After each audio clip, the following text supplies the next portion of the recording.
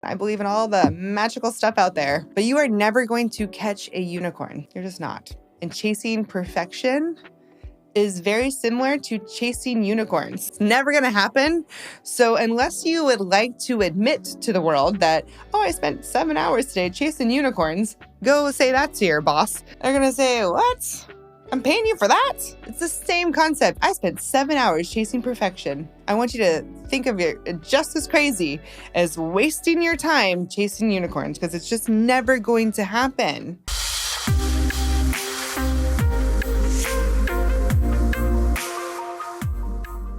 Welcome back to my channel. I'm Life Coach Meg Ellis, here to help you create your absolute best life ever. And today we're talking... Oh, wait, hold on. I messed that intro. You know what? Whatever. It's okay. No, it's not okay. I should start over. You guessed it. We're talking about perfectionism. It's okay to make mistakes. Point blank, you can turn the podcast off if you truly believe that and don't want to debunk it. But if you do not believe, if you cringed a little, when I said it's okay to make mistakes, this episode might be for you, because we are talking about the 4 steps to overcoming perfectionism. We're going to review the root causes of perfectionism, not the little weeds. We're going to the roots, and we're going to talk about why we all struggle with it so much. We're going to talk about these 4 steps that you can start applying into your life today. And I'm actually going to ask you this one imperative question that will change your entire outlook on perfectionism. And I just got to say, it is my 3-year podcast anniversary.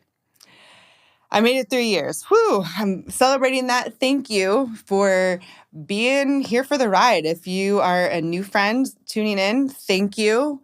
I post episodes that are really just life coaching content that I see from my clients. I see recurring themes, and I wanted to originally start a podcast because I said, I think if all these people who I'm coaching are dealing with these issues, I bet you there's other people out there who are experiencing the same thing. So that is literally the intention of my podcast. That's why I started. And the funny thing is, and it's shifted over the years, so if you are an OG Create Your Fate listener, thank you. We have been on some wild journeys together, from multiple podcast studios to studios not surviving a summer in Houston weather, and me recording out of my closet with 2 barking dogs outside. We have encountered... I think we're at almost 200 episodes. We've had some amazing guests on this show, from the CEO of SoulCycle to Dr. Rick, the story healer, who showed us all about our soul purpose. And just thank you for evolving with me as we've evolved this show. And I was looking back on what episode should I do for my 3-year podcast anniversary. And I realized a crazy thing, because everybody struggles with perfectionism, and I don't have a podcast episode on it. So that is what we are talking about today. I cannot believe I did that, which kind of goes right into the premise of the show. I can't believe I did that, is what we think of every time we make a mistake. So let's talk about the definition of perfectionism. It's this mindset where people set unrealistically high standards for themselves and become overly critical when these standards are not met. Is that you? Is that you? Oh, man, this episode is going to be really good for you. And as you know, I do use the Enneagram, which is the most spot-on personality test that I have ever come across. I use it for every single one of my coaching clients. And there actually is an Enneagram personality type. It's a numerical system 1 through 9, but those type 1s are actually called the perfectionists. And one thing I have realized is we all have these perfectionist qualities about ourselves. So this episode is, I think, on Enneagram 1s will love it, but it's really for everybody, because we all experience perfectionism and this pressure, this self-induced pressure, and we cut ourselves off from the benefits of overcoming perfectionism, which are increased well being. Who doesn't want that, right? This is a wellness podcast, a personal development podcast. If you overcome the need for perfectionism, you can eliminate stress and lower your anxiety in life. Anyone burned out, Enneagram 3s? Yeah, you can overcome that and have more balance in your life. Sound good? Yeah. You can have more freedom and creativity. Enneagram 4s and 7s. I know you love that. When you let go of perfection, you create space for innovation because you're not fearing making a mistake or taking a leap of faith. Right? And that's really great for Enneagram 5s and 6s, those leaps of faith, because sometimes we can get stuck in that fear of, ooh, I don't want to move forward. What if this doesn't work out? And it can improve our relationships when we let go of perfectionism. So that's great for all of the types. But 9s and 2s, I know you really value your relationships with others. You can have improved relationships when you let go of perfectionism. You can be more compassionate and you can actually have a better understanding of yourself and others. So, 2s and 9s, I know you value your relationships with the other people. So letting go of that perfectionism, especially 2s and 9s, because you have that one wing of perfectionism, right? You take on those qualities sometimes.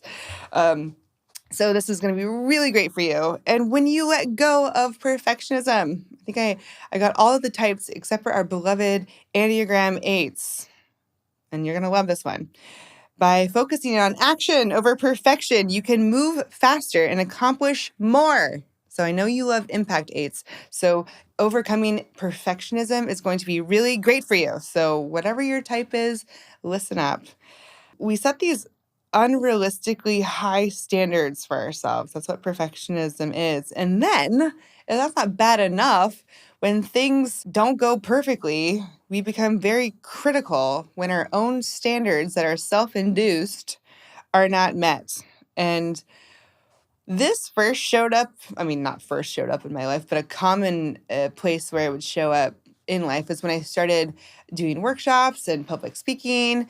And I would create all these slides, on Canva, and I'd have this really beautiful presentation, and I would work so hard. I'd work for hours on creating this best presentation ever, right? It had to be perfect. And I would be really proud of this. I would kind of like neurotically look over it 3 times to find even, is there a space where it shouldn't be a space, or a period or not a period, or a capital letter where it should be a lowercase, or all of those things, right? I was crazy with it. And I would be really proud of it until I would be in front of a large group of people, which always makes things better. And I'd be presenting with passion and getting my point across. And then, oh man, there's a typo in here. How did I miss this? Right? And you start to kind of internally freak out. And it doesn't help when you're doing these presentations when you actually know how many Enneagram 1s are in the room, which typically I do. So I'm like, oh my gosh, I'm in a room full of Enneagram 1s and I have this typo. When you realize something like this, your mind kind of starts to just go, right? You're like, oh my God, there's a typo. So that just means that they're going to think that I'm totally not credible and I don't know any idea like what I'm talking about. And they're just not even going to pay attention for the rest of the presentation because they're going to think I'm like full of crap, and you just start to go there, right? I know I'm not alone in that. And I'm here to tell you that you are not alone in that. But, we fear a lot of things, right? I'm fearing that people aren't going to take me seriously if I have a typo. And so you got to start thinking about the fear that is driving perfectionism, because it is certainly, if we're living in fear or love, perfectionism is certainly not driven by love. Definitely not love for yourself, because again, we go to that very self-critical place where anything that anybody else tells us is not going to be nearly as bad as what we tell ourselves in our own heads. But we fear failure. We fear judgment. We fear rejection. And just start thinking about Are those things popping up in your life? And probably so, because society focuses on success, that hustle culture, grind culture, productivity, and external validation is huge, which is, I talk about this all the time, but I am working on a TED Talk. And it is all about breaking the addiction. That's what my book that I'm writing is about too. Breaking your addiction to external validation and the approval of other people. And sometimes we even have to break away from the approval of ourselves if we're holding ourselves to these perfectionist standards. And we start to dive deep into, where does this fear come from? Because it always comes from something. Fear is a great place to start kind of diving into the wormhole of, like, where is this coming from? And a lot of times it comes from deep-rooted beliefs about self-worth. So we think we have to prove ourselves to others. And I have a recent podcast episode on proving yourself to others. So just scroll back and take a listen to that one, because that's a great episode if external validation is a recurring theme in your life. But we have these deep-rooted beliefs about self-worth, and this is another reason why I love the Enneagram, because we have this message, this superego message, and it's about being lovable. And it says, you're lovable if, and then each type has a different if. So Enneagram 1's superego message as the perfectionist is literally like, you are lovable if it's perfect, if it's the right thing, if it's the perfect choice, if it's the perfect thing that you did, the perfect execution. And you can start to see, like, whew, okay, there's a lot of pressure if you listen to whatever is after the if. Whew, okay, wait, I'm only lovable if? And a lot of these superego messages from the Enneagram are revolved around other people and other people being okay. You're lovable if other people either have what they need, or that they're good, they have what they need around them. And a lot of times, another superego message theme for the Enneagram is, you're lovable if you're the best at something. So I can be the best. Nobody can beat me if it's perfect. Because you can't beat perfect. So, oof. And when you discover it, this is another reason why I love the Enneagram. When you discover that this is your motivator in life, it's like, whoa, you cannot unsee it. You just can't. Which is why, if you're liking the show, if you've liked the show over the last 3 years, I have a special gift for you. It is an app. I have my brand new app coming out. It has life coaching courses on it, self-guided courses. It has tons of Enneagram resources on it. It has meditations. It's got journal prompts. It's got challenges. It has everything you could possibly need to basically take your 20 minutes a week that you listen to this podcast and then do something with it. So there's a special offer for you for that in the show notes. It just launched. I'm super excited to celebrate my 3-year podcast anniversary with you by giving you that special offer. So check that out, because if this episode speaks to you, you're just going to love everything that's on that platform.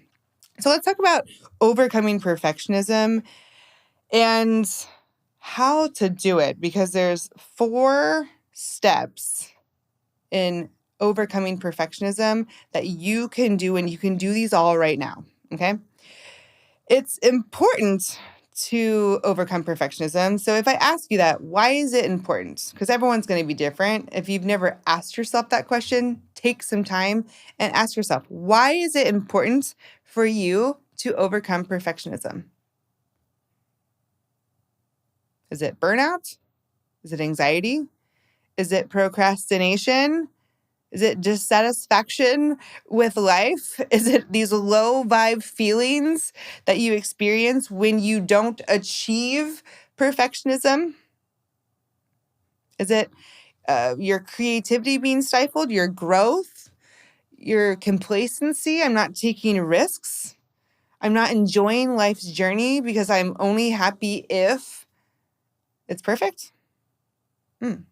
So talk about the drive behind that. Why do you want to overcome perfectionism? Because it's the why that is going to keep you connected to these 4 steps that I'm going to give you. So don't go into these 4 steps until you have identified your why, because perfectionism shows up everywhere.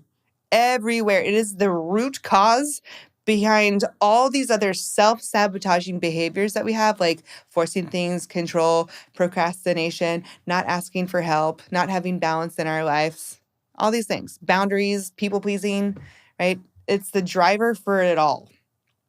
So get with your why, and then let's continue on. Your first step in how to overcome perfectionism is 1, reframing failure. Ooh, Enneagram 3s, turn the volume up.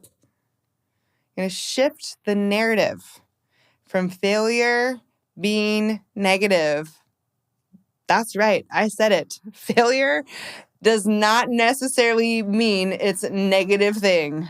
And if you've never considered that before, pause, absorb that, and then come back to the show. Because when you learn to see failure as this natural part of growth and learning, your entire world will open up. And I follow Sarah Blakely. She is the inventor of Spanx, and she just dropped a new product. And if you don't follow her on social media, she has a great, very inspiring, empowering page. She is a real person too, and she's not afraid to show that. So I really like following her because she posts all this really inspirational stuff.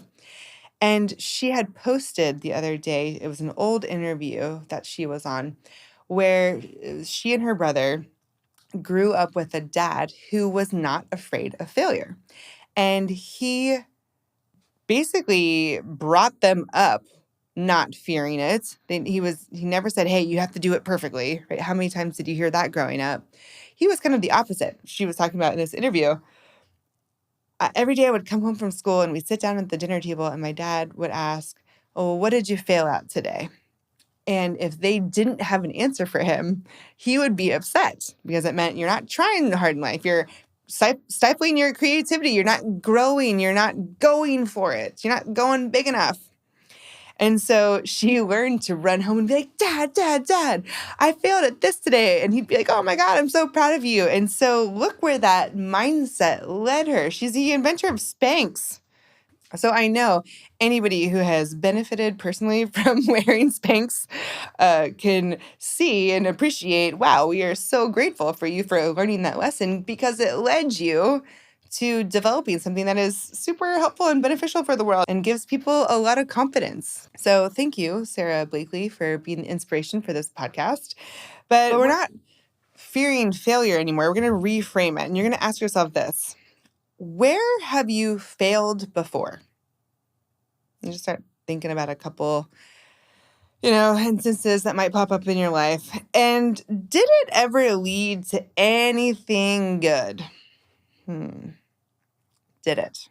I mean, think about all the failure that Sarah Blakely had to do and go through and endure and overcome to get to where she is now. I'm pretty sure and actually, if you look at her original product, it's very different than what ended up coming out. Her prototype's very different. And she had to go through that process of figuring out, does this work? And guess what? When you're in that mindset of, does it work? A lot of times the answer is no. And if you fear that no, then you're not going to grow anywhere. You're going to stay exactly where you are. So you're going to ask yourself, where have you failed where it actually led to something good? Think about it. Sit down with it. And if you are on this road of thinking about all your past failures, I want you to be really honest with yourself and ask yourself this: has something terrible happened every single time, full proof, that you have failed? Every single time? And if you think about the times that you have failed, not just did anything good come from it, but did it open up more opportunities for you? Was it workable? Could you talk yourself through it? It's not this end all be all, right? Did it open up any doors? Did you learn anything? Did you grow? Did it motivate you to keep going a different route? Right? Failure is not a bad thing. It is a necessary thing if you are growing. So keep that in mind. Reframe what you think about failure. Do not allow it to drive fear in your daily life anymore. And your second step, you're going to embrace self-compassion. Ooh, this is such an important one. You're going to give yourself grace and also understand that mistakes do not define your worth. You are separate. Two different things. Your mistakes do not define your worth. Know that. Write that down. Put it on a Post-it note. Going back to my presentations that I would, realize I had a typo halfway through the presentation. I'm focused on that one typo, and then it took me out of the moment, and I couldn't actually focus on what I was doing, what I was talking about, the people that were there, because I was just so focused on, oh my God, they're going to see that one mistake. And I would relate that mistake to my self-worth. They're not going to take me seriously. They're judging me. They're going to think I'm full of crap because I typed something the wrong way, And you have to dissociate and disconnect self-worth to your mistakes. And just know that it was just one tiny part of it. I'm focusing on this one tiny typo. I have 50 slides packed with information. 50 slides. I had one typo on one of the slides. That's it. Why am I focusing on that one typo? And remember, what you focus on, you attract more of. I'm focusing on that typo. It's making me feel like crap. Guess what? I'm going to look for other ways that make me feel like crap. And this person wasn't paying attention during my presentation. And the person who was running the show, they looked bored. I think they're not going to ask me to come back. Our mind just starts to go there, and you have to just stop and just embrace that self-compassion. Say, yeah. We talked about this on a couple shows ago, that it's not this end-all, be-all, all-or-nothing thinking, black or white. Oh my God, I had a typo. The whole presentation was awful. That's not going to help you out. You have to say, yeah, I made a typo, but the rest of the presentation went really great. And then you can even take it a step further and say, I made a typo, or I had a typo, and the presentation was really great. And you can start to reel it back into this, out of this end-all be-all, oh my God, I'm awful because I had a typo. It's all right. It's all right. So embrace that self-compassion. And the third step, set realistic expectations. Actually, stop even using the word perfect. One thing I realized that I do is anytime I check in with one of my assistants or something and say, hey, is this done? Or this is good to go? And I'll say, great, perfect. Ooh, I really want to get away from saying that, because that, one, is giving the message that I am expecting perfection, and then I'm happy with perfection. Perfect. No, I want to get away from saying that. Thank you, right? It's a missed opportunity for gratitude. Great. Thank you. Period. That's it. Set realistic expectations. I don't know if anyone's ever told you this. Listen, I believe in all the magical stuff out there, but you are never going to catch a unicorn. You're just not. And chasing perfection is very similar to chasing unicorns. It's never going to happen. So unless you would like to admit to the world that, oh, I spent 7 hours today chasing unicorns, go say that to your boss. They're going to say, what? I'm paying you for that? It's the same concept. I spent 7 hours chasing perfection. I want you to think of it just as crazy as wasting your time chasing unicorns, because it's just never going to happen. We're going to just break these big, daunting tasks down to just manageable parts where you aim for progress. Progress. Hey, yeah, I had a typo in this presentation, but last year I didn't even have corporate workshops as part of my business. Wow. Look how much I progressed this year. That's some growth.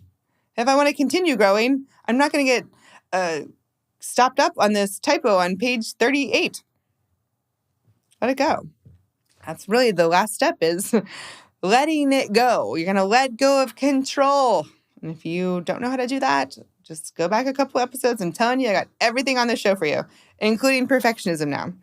But you're going to let go of this control, and you're going to accept that not everything can be perfect. And this is what I love.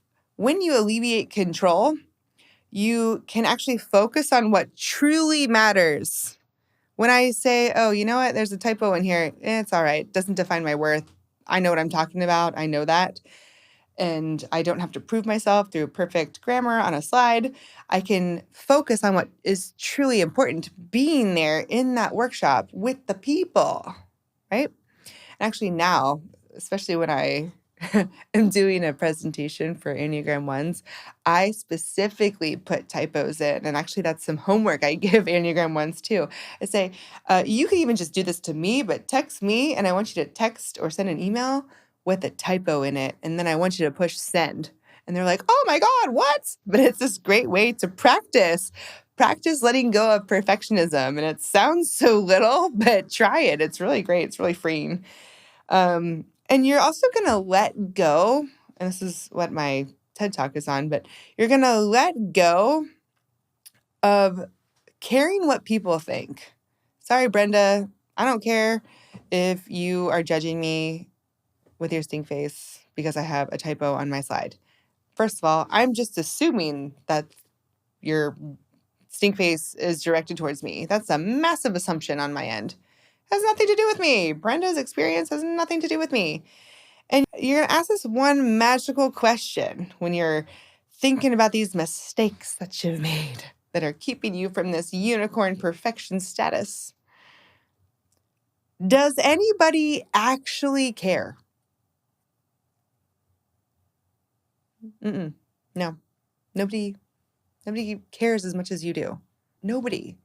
Yeah, there's some big things, right? If you make a really big mistake, even a lot of times they're still workable. Most of the time, you still get a second chance. Every time, no matter what happens with the results, you're still going to have a growth and learning opportunity and a chance to grow from it. So stop fearing it and start using it for good, right? Think of if we all took on this mindset that Sarah Blakely has, and she invented Spanx. Man, think of all the amazing things we could have. Whew, we're collectively making the world a better place by giving ourselves the freedom to fail and the permission to fail. So the 4 steps: reframe failure. Stop fearing it. You're going to embrace that self-compassion. It's okay. Your self-worth is not tied to your mistakes. You're going to set realistic expectations. No more unicorns. And you're going to let go of what people think, and you're going to let go of control. And I'm going to leave you with the best and worst life coaching advice that I could ever leave you with. And it's this: nobody actually cares. So I hope you enjoyed this episode. If you did, subscribe, like it, share it on your social media platforms. I love it when y'all repost this show. It has meant so much to me over the last 3 years. Thank you, thank you, thank you. Thank you for sharing this with your friends who maybe share this with all of your Enneagram 1 friends. And even your friends who aren't Enneagram 1s who might struggle with that perfectionism, because it's so prevalent and it doesn't have to be. So that's all I got for you today.